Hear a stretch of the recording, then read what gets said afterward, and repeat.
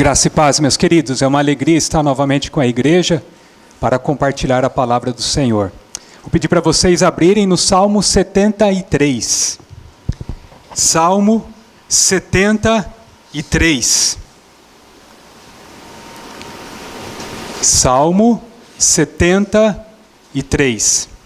Eu vou fazer a leitura na Nova Almeida Atualizada. NAA. Salmo 73.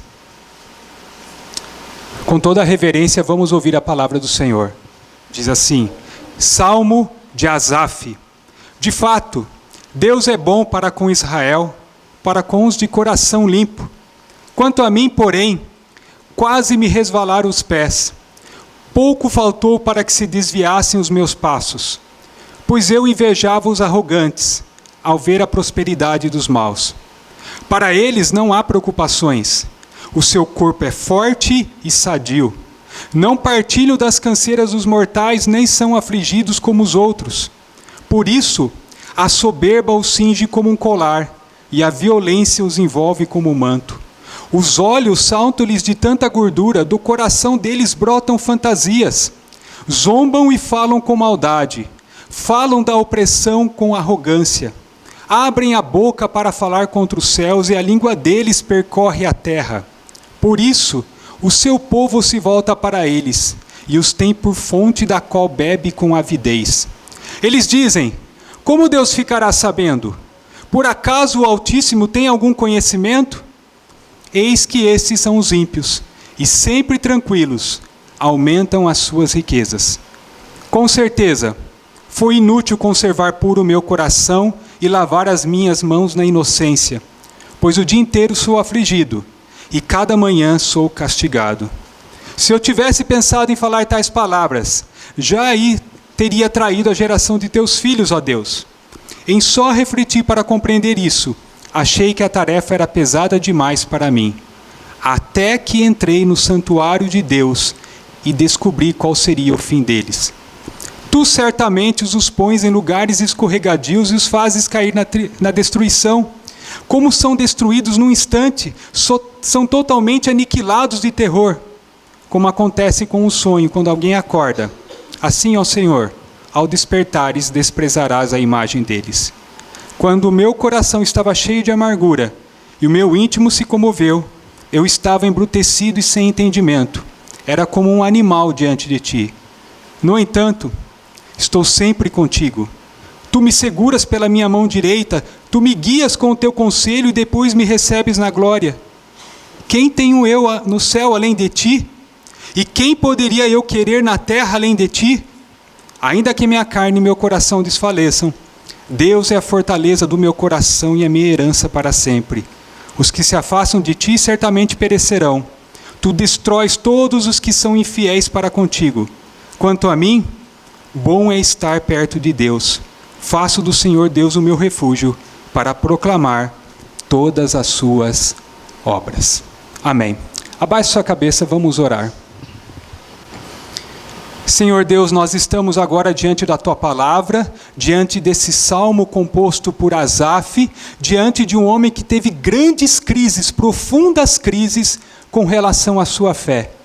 Pedimos que esse salmo nos ensine nessa noite, que esse salmo transforme o nosso coração, mas que isso seja feito, Deus, pelo Teu Santo Espírito, agindo na nossa vida, agindo na nossa mente, agindo no nosso coração. Pedimos isso em nome de Jesus. Amém. O Peregrino é uma das obras mais amadas da literatura cristã. Escrita por John Bunyan, pregador e escritor inglês do século XVII, a obra reflete a experiência pessoal do autor, que enfrentou anos de prisão por pregar sem a licença da igreja anglicana. Bunyan transformou suas lutas espirituais em uma das mais impactantes alegorias cristãs de todos os tempos. Nesse livro, ele retrata a jornada de um jovem chamado cristão, que deixa sua vila chamada Cidade da Destruição em direção à cidade celestial. Em um episódio marcante da obra, Cristão e seu companheiro de viagem, esperançoso, abandonam o caminho estreito por um atalho aparentemente mais suave e agradável. Mas esse caminho, embora atraente e belo, os leva ao castelo da dúvida, onde são aprisionados pelo gigante desespero. Ali, quase sucumbem à desesperança, até que cristão se lembra da chave da promessa, capaz de abrir todas as fechaduras. Por meio dela, escapam do castelo da dúvida e retornam ao caminho correto. Essa cena serve de alerta e consolo. Atalhos fáceis podem se tornar armadilhas que levam à prisão, mas a promessa de Deus é suficiente para restaurar aqueles que reconhecem o seu erro. O problema não foi que cristão e esperançoso desejassem o caminho mais belo, mais suave ou mais agradável, mas que avaliassem o caminho apenas pela aparência, esquecendo-se do destino final. E sejamos honestos, isso também acontece conosco. Somos facilmente atraídos pelos atalhos da vida, o conforto, o sucesso imediato, as riquezas, a aparência de bem-estar. Quando nos concentramos apenas no que é visível e presente, nossa percepção da realidade se torna distorcida. Essa percepção distorcida pode fazer nascer em nosso coração o peso de uma aparente injustiça.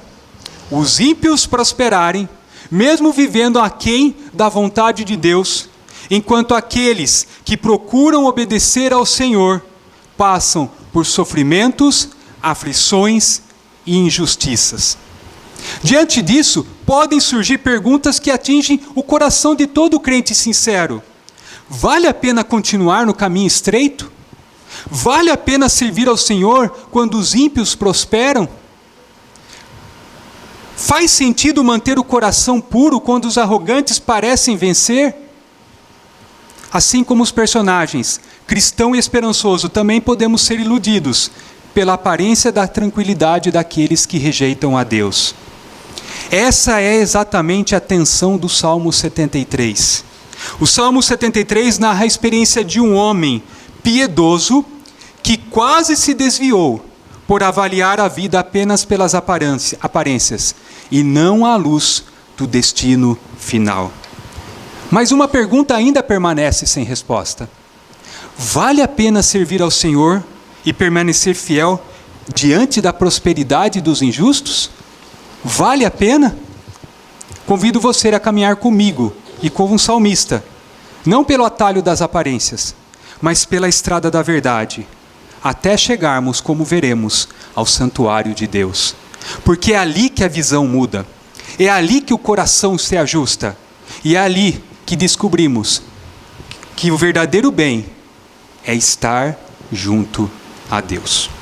O tema da mensagem é uma fé em crise, dos olhos que invejam ao coração que descansa em Deus. A mensagem será dividida da seguinte forma, em 3 pontos. Primeiro ponto, a fé do justo é abalada pela realidade, versos 1 a 3. Segundo ponto, a fé do justo é confundida pelas aparências, versos 4 a 14. E o terceiro ponto, a fé do justo é esclarecida pela eternidade, versos 15 a 26. Então vamos para o primeiro ponto da mensagem, a fé do justo é abalada pela realidade. Logo no título do Salmo lemos, Salmo de Asaf. A autoria, portanto, é atribuída a Asaf, que se apresenta como autor inspirado desse texto. Mas afinal, quem foi Asaf? Asaf foi um levita e um dos principais músicos no tempo do rei Davi.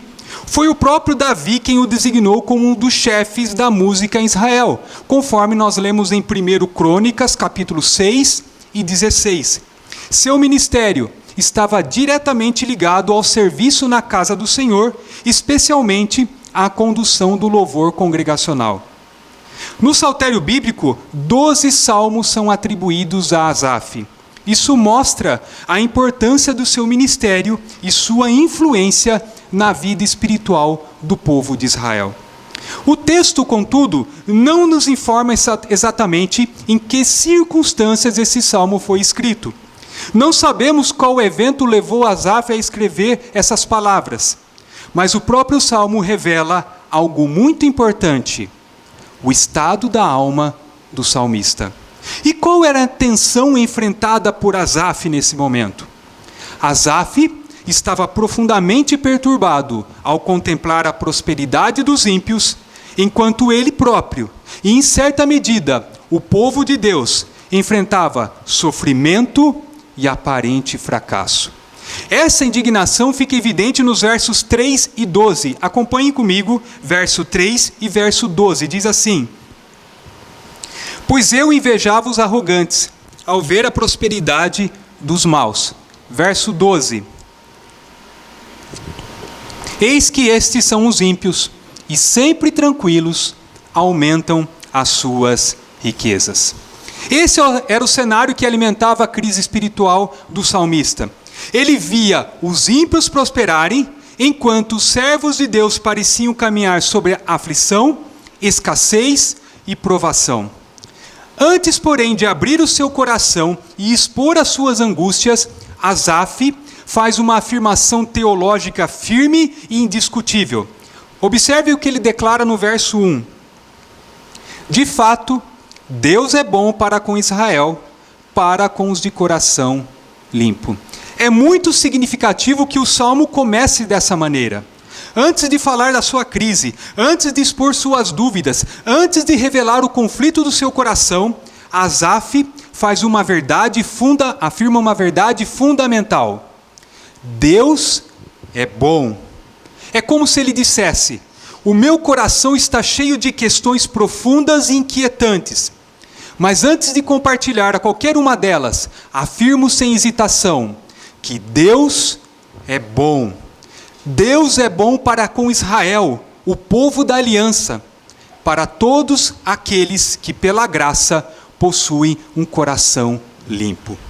Contudo, embora ele conhecesse essa verdade, Asaf enfrentou uma crise profunda.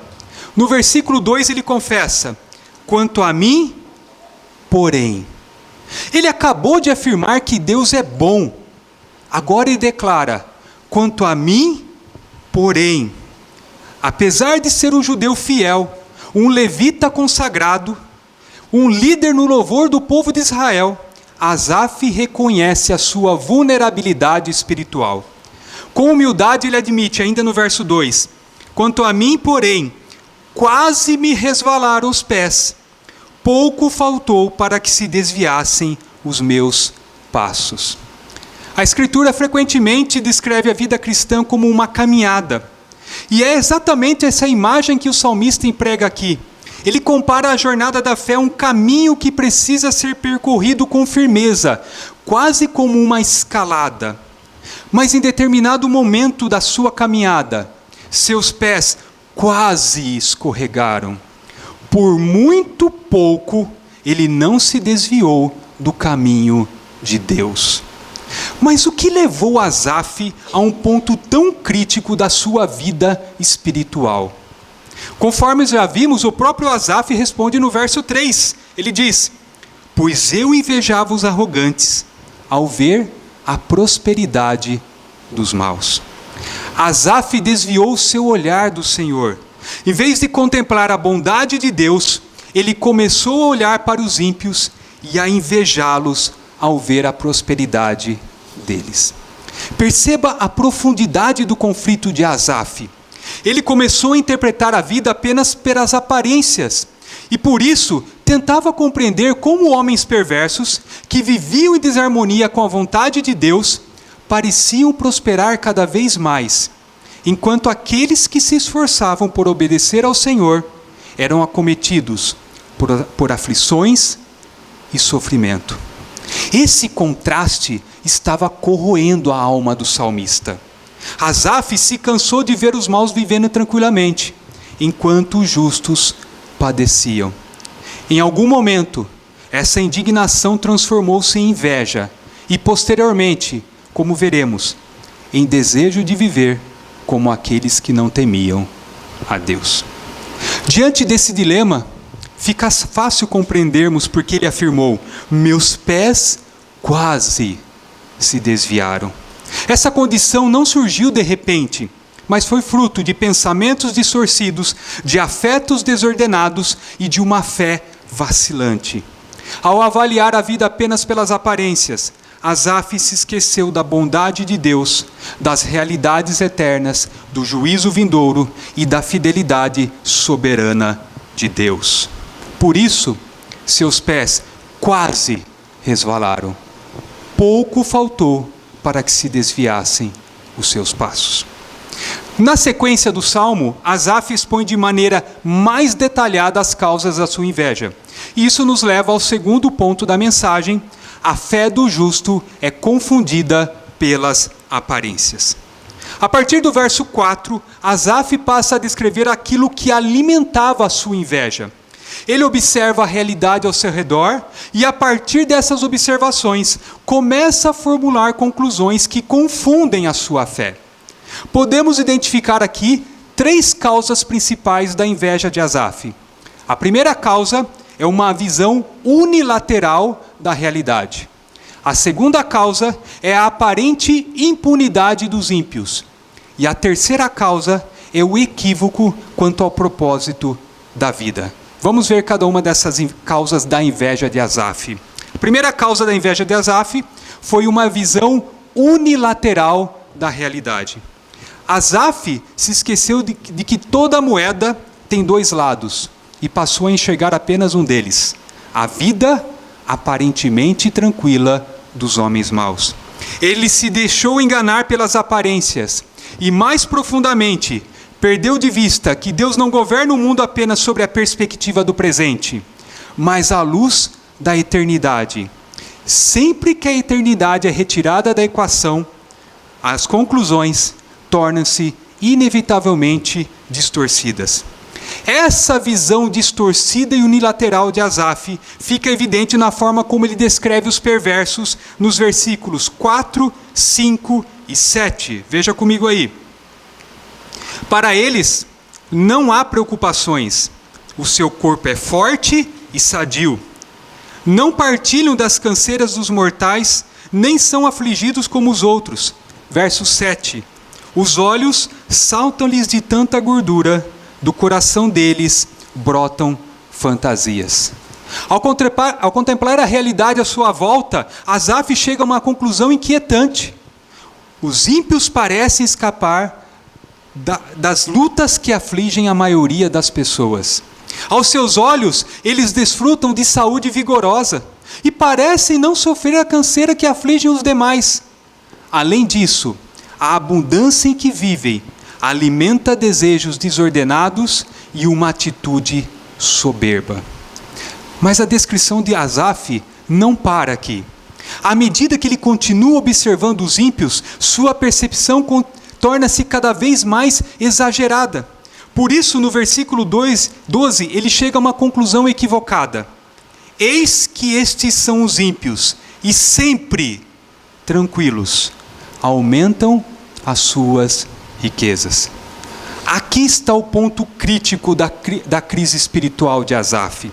Ele começa a acreditar que os ímpios sempre prosperam e enriquecem, enquanto aqueles que se esforçam por obedecer ao Senhor, como ele, são continuamente afligidos por sofrimentos, lutas e aflições.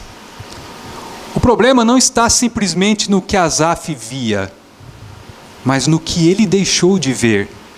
Ele deixou de considerar a eternidade, esqueceu-se do juízo justo de Deus e perdeu de vista que a verdade de que a prosperidade do ímpio é passageira, a prosperidade deles é efêmera, enquanto a herança do justo é eterna, garantida pela fidelidade do Deus da aliança.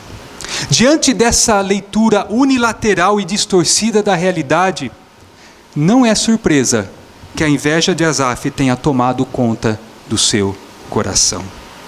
A segunda causa da inveja de Asaf foi a aparente impunidade dos ímpios. Ele continua com o seu olhar voltado para os ímpios e agora percebe que eles não eram apenas pessoas soberbas e arrogantes, mas também violentas e hostis. Veja o que ele diz nos versos 6 e 8.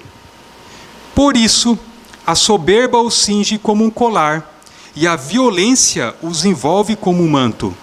Zombam e falam com maldade, falam da opressão com arrogância. Os ímpios fazem da soberba e da violência verdadeiros adornos do seu comportamento.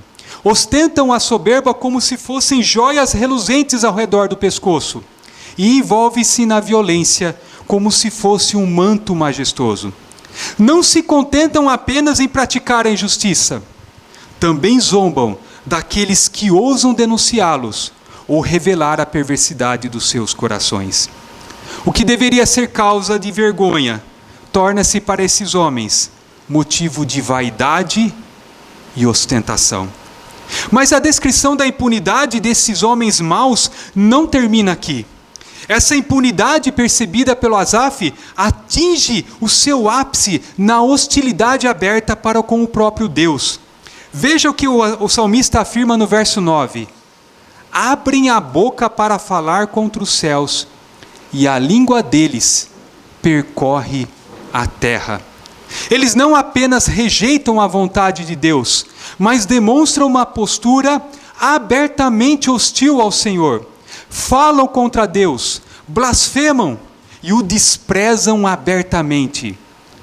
E ainda assim, continuam prosperando. Isso perturba profundamente o coração de Asaf. E qual é o resultado dessa atitude dos homens maus? Eles sofrem repreensão dos demais? Sofrem indignação das demais pessoas? Não. O resultado é ainda mais perturbador. Em vez de repreensão, esses homens recebem aplausos. Em vez de correção, conquistam seguidores. A admiração que despertam alimenta o orgulho de seus corações, a ponto de passarem a duvidar da justiça de Deus. Nos versículos 10 e 11, Asaf descreve esse cenário. Ele diz assim: por isso o seu povo se volta para eles, e os tem por fonte da qual bebe com avidez. Eles dizem: como Deus ficará sabendo? Por acaso o Altíssimo tem algum conhecimento?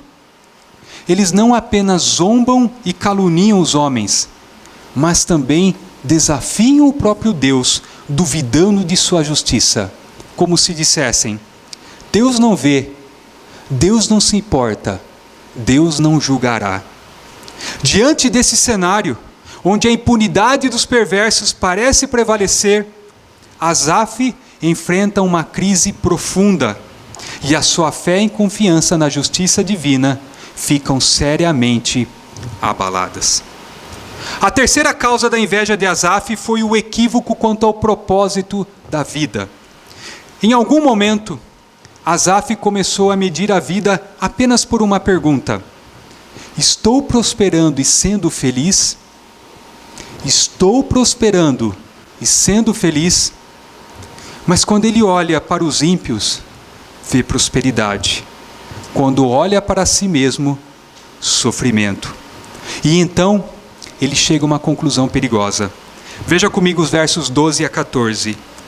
Eis que estes são os ímpios, e sempre tranquilos, aumentam as suas riquezas. Com certeza, foi inútil conservar puro o meu coração, e lavar as minhas mãos na inocência, pois o dia inteiro sou afligido, e cada manhã sou castigado. Enquanto os ímpios desfrutam de tranquilidade e prosperidade, Asaf confessa ser afligido o dia inteiro e castigado a cada manhã. Essa aparente inversão da justiça divina o conduz a uma conclusão perigosa. Ao comparar o seu sofrimento com a prosperidade dos perversos, ele passa a duvidar no íntimo do seu coração se realmente valer a pena servir ao Senhor. Esse é o ponto mais perigoso da crise espiritual do salmista. Porque quando o propósito da vida deixa de ser a glória de Deus e passa a ser o conforto e a prosperidade, a fé começa a vacilar. E a mesma tentação pode surgir no nosso coração. Quando vemos injustiça, quando vemos corrupção, quando vemos pessoas perversas prosperando, podemos começar a pensar: será que vale a pena ser justo? Será que vale a pena permanecer fiel? Onde está Deus? Onde está a sua bondade para com o seu povo? Onde está o seu juízo para com os perversos? Foi exatamente nesse ponto que Asaf chegou. Sua fé estava confusa, sua visão estava distorcida e o seu coração estava corroído pela inveja. Contudo, o salmo não termina no verso 14. A crise de Asaf não é o ponto final, mas o caminho pelo qual Deus o conduzirá à restauração. E assim somos conduzidos ao terceiro ponto da mensagem: a fé do justo é esclarecida pela eternidade. Mesmo em meio à sua angústia, Asaf nos ensina uma lição profundamente instrutiva. Ao perceber que seus pensamentos estavam indo longe demais, especialmente em seus juízos acerca de Deus, ele decide calar-se. Ele se recusa a transformar seus pensamentos pecaminosos em palavras capazes de prejudicar o povo de Deus. Observe o que ele afirma no verso 15. Se eu tivesse pensado em falar tais palavras, já aí teria traído a geração de teus filhos, ó Deus. Por estar diretamente envolvido no serviço da casa do Senhor, especialmente a condução do louvor congregacional, Asaf compreende a responsabilidade espiritual que carregava. Se tivesse verbalizado publicamente a sua inveja e a sua crise interior, poderia ter levado outros crentes a tropeçar. Ele reconhece que expressar seus pensamentos naquele momento seria ignorar a fidelidade do Senhor revelada ao longo da história para com o seu povo. O salmista então nos ensina que em tempos de crise, corremos o risco de sermos justos, tanto com Deus quanto com o seu povo. Por isso, uma prática sábia nesses momentos é colocar freio em nossa boca para que não venhamos a falar de forma precipitada e depois precisemos nos arrepender. Foi o que aconteceu com Jó. Lá em Jó 42, 3 e 6, Jó vai dizer: na verdade, falei do que eu não entendia, coisas que são maravilhosas demais para mim, coisas que eu não conhecia. Por isso, me abomino e me arrependo no pó e na cinza. Assim como Asaf e Jó nos mostram, em tempos de angústia, a sabedoria começa no silêncio.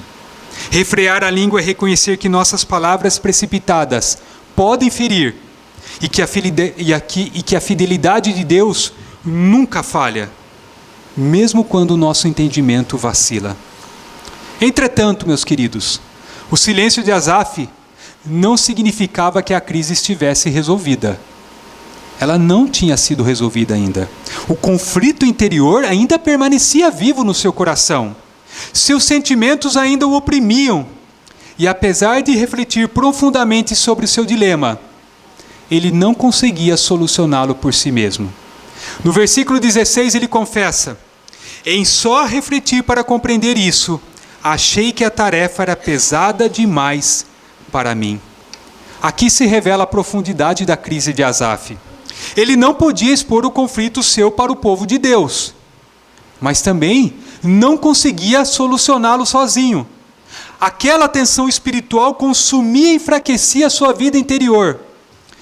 Como resolver essa crise espiritual?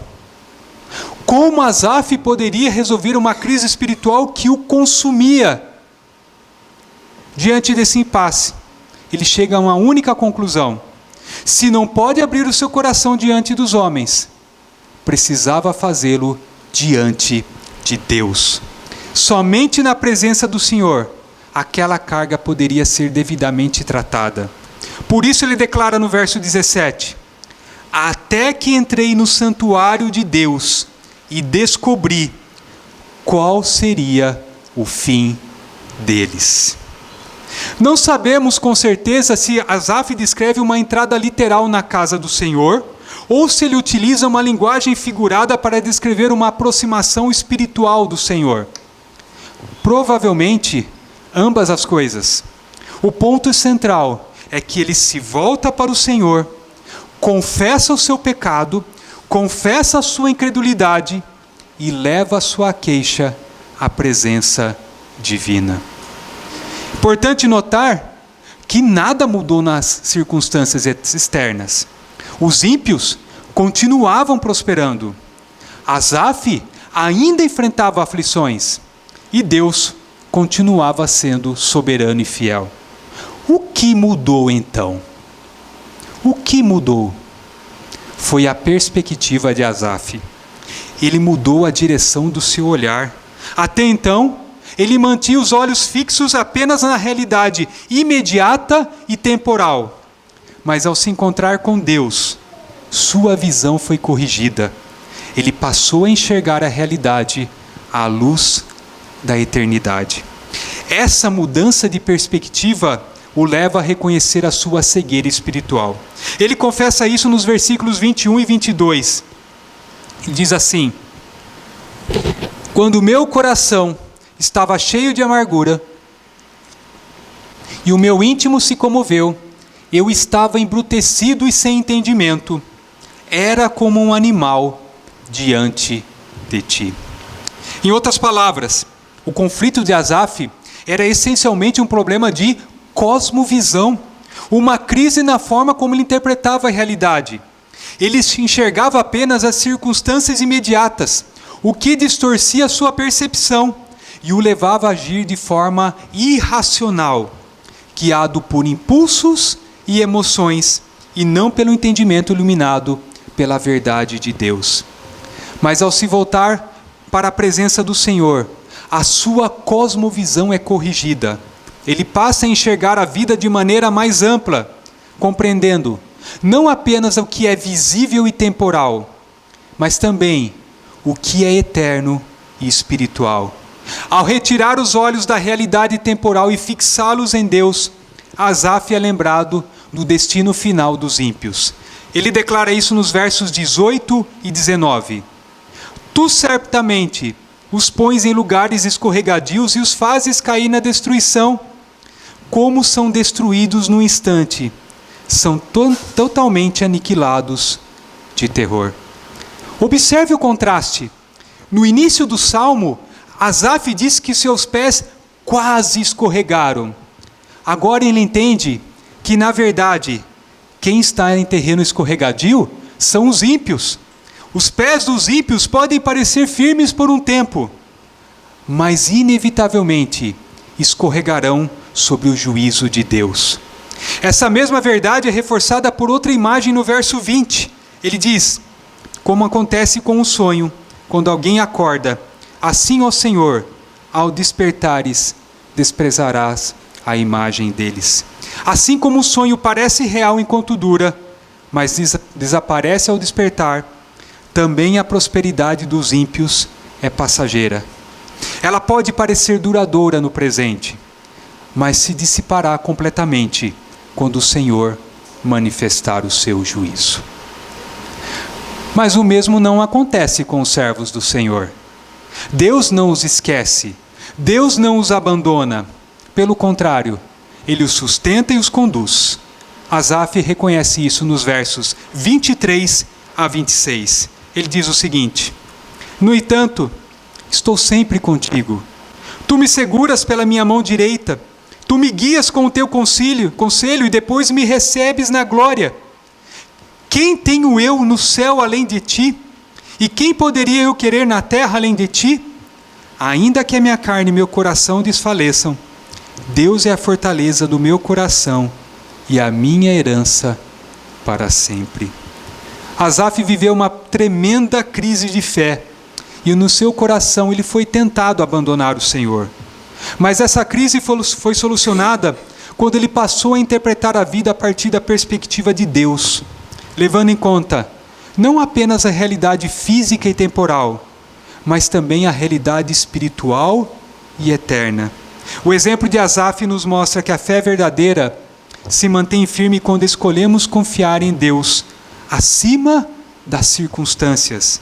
Mesmo quando o nosso coração desfalece ou nossas emoções nos enganam, podemos descansar na certeza de que Ele é a nossa fortaleza, nossa herança eterna e nosso guia seguro em todos os caminhos da vida. Temos algumas lições preciosas a aprender com Asaf nessa noite. Pelo menos 3 eu quero trazer aqui para a igreja. Primeira lição: crises de fé podem atingir os servos do Senhor. Vou repetir. Crises de fé podem atingir os servos do Senhor. A fé verdadeira não imuniza o crente contra crises espirituais. Mesmo os servos fiéis do Senhor continuam sujeitos às limitações humanas, às emoções instáveis e às tentações que desafiam a confiança em Deus. Asaf, embora consagrado ao serviço na casa do Senhor, enfrentou uma profunda crise de fé, mostrando que dúvidas e conflitos internos não anulam a fé genuína, mas fazem parte da caminhada em um mundo quebrado e marcado pelo pecado. E a Escritura confirma que essa experiência não é isolada. Abraão, considerado o pai da fé, também vacilou ao tentar cumprir a promessa divina por meios próprios. E essa verdade, meus queridos, é especialmente relevante em uma cultura que associa prosperidade e sucesso visível à aprovação divina. Tal visão distorce a realidade espiritual e leva à falsa conclusão de que prosperidade e sucesso são sinais do favor de Deus. A palavra, porém, ensina que bênçãos materiais não medem fidelidade nem comunhão com o Senhor. Deus concede prosperidade conforme sua soberania, sem que isso implique aprovação espiritual. Portanto, meus irmãos, as crises de fé não indicam fracasso espiritual. Elas revelam oportunidades para crescimento espiritual. Elas nos lembram que a segurança do crente não está nas aparências, nem na prosperidade, mas em um Deus fiel que sustenta, corrige e conduz cada passo do seu povo. Quem aprende a olhar para Ele, mesmo em meio à tribulação e à luta, encontra firmeza, esperança e renovação para a jornada da fé. Segunda lição que eu quero deixar: valorize o tempo de comunhão com Deus. Valorize o tempo de comunhão com Deus. A restauração espiritual de Asaf ocorreu quando ele buscou a presença de Deus no santuário, onde a sua visão foi corrigida e o seu coração realinhado. Isso revela que a maturidade espiritual não surge por acaso, nem por atalhos, mas por meio da busca constante e humilde do Senhor, especialmente na oração, na meditação da palavra e na comunhão com Ele. Deus fortalece o seu povo por meio dos meios de graça que Ele estabeleceu: a palavra, a oração, os sacramentos, e vividos no contexto da comunhão na igreja. Por isso, o culto público não pode ser negligenciado. Vencer a preguiça, o desânimo e as desculpas fazem parte da luta da fé, pois ao adorarmos juntos, somos lembrados de quem Deus é e de quem somos nele, e da esperança que nos sustenta. Portanto, irmãos, buscar a presença de Deus não é apenas um hábito religioso, é o caminho pelo qual Ele renova a fé enfraquecida, restaura a esperança cansada e sustenta o coração no caminho da verdade. Quem preserva nesse compromisso experimenta a paz que excede a todo entendimento, encontra segurança para os dias difíceis e descobre que a verdadeira força do cristão não está em si mesmo, mas naquele que o guia, o sustenta e o transforma para a glória do seu nome. E a terceira e última lição que eu quero deixar: olhe para aquele cujos passos nunca vacilaram. Olhe para aquele cujos passos nunca vacilaram. Asaf quase se perdeu a invejar a prosperidade dos ímpios, pois por um momento passou a avaliar a vida pelas aparências e não pela fidelidade de Deus. Essa tensão também marca a nossa experiência. Frequentemente nos inquietamos ao ver os que não temem a Deus prosperarem com facilidade, enquanto a fidelidade nos conduz por caminhos difíceis. O Salmo 73, porém, não termina na fragilidade humana. Ele nos conduz a algo maior. Ele nos aponta para alguém completamente diferente de nós. Alguém cujos pés nunca resvalaram, cujos pés jamais se desviaram. Alguém que conservou perfeitamente puro seu coração e que de fato lavou as mãos na inocência. Alguém que também foi afligido o dia inteiro e castigado a cada manhã. Não porque merecesse, mas porque escolheu caminhar até o fim, o caminho da obediência. E quem é essa pessoa? É Jesus Cristo. Cristo conheceu a pobreza, o desprezo e a ausência de conforto. Sendo rico, se fez pobre. Sendo Senhor de todas as coisas, viveu sem sequer ter onde reclinar a cabeça. Ele viu a prosperidade dos ímpios, experimentou a injustiça do mundo e sofreu o peso da maldição do pecado. Mas nunca murmurou, nunca reclamou, nunca questionou a bondade do Pai. Em lugar de invejar os maus, entregou-se inteiramente à vontade de Deus. E aqui está a boa nova do Evangelho. Cristo não apenas venceu onde Asaf caiu, ele venceu onde nós frequentemente caímos. Sua fidelidade não serve apenas como exemplo, mas ela é substitutiva. Ele permaneceu firme para que nós, quando vacilamos, não sejamos consumidos. Ele andou perfeitamente no caminho estreito para que, quando os nossos pés fraquejarem, sejamos sustentados pela graça. Na cruz, a bondade de Deus pareceu oculta. Tudo ali parecia abandono, derrota, injustiça. No entanto, era exatamente ali que a bondade de Deus estava sendo revelada de modo mais profundo e definitivo. Cristo é a própria bondade de Deus encarnada, entregando-se por pecadores cansados, confusos e inclinados à inveja, como todos nós. Por isso, quando os nossos olhos se perturbam e o nosso coração se sente tentado a abandonar o caminho da fidelidade, somos convidados a olhar para Cristo. Nele aprendemos que a bondade de Deus não se mede pela facilidade do caminho, mas pela certeza do fim. Mesmo quando não conseguimos perceber essa bondade nas circunstâncias, podemos confiar, porque já a vimos revelada plenamente em Jesus. Assim, seguimos adiante, não porque somos fortes, mas porque Ele é fiel. Não porque sempre enxergamos claramente, mas porque Ele nos segura pela mão. E descobrimos, dia a dia, que bom mesmo não é prosperar como os ímpios, mas pertencer a Cristo. Hoje, no meio das lutas, e para sempre, na glória eterna. Retornando às perguntas feitas no início, vale a pena continuar no caminho estreito? Vale a pena servir ao Senhor quando os ímpios prosperam? Faz sentido manter o coração puro quando os arrogantes parecem vencer? Asaf responde de forma definitiva nos versos finais do Salmo, encerrando sua crise com uma confissão de fé madura e profundamente centrada em Deus. Veja comigo versos 27 e 28. Os dois últimos versos do Salmo. Ele diz assim: os que se afastam de ti certamente perecerão. Tu destróis todos os que são infiéis para contigo. Quanto a mim, bom é estar perto de Deus. Faço do Senhor Deus o meu refúgio para proclamar todas as suas obras.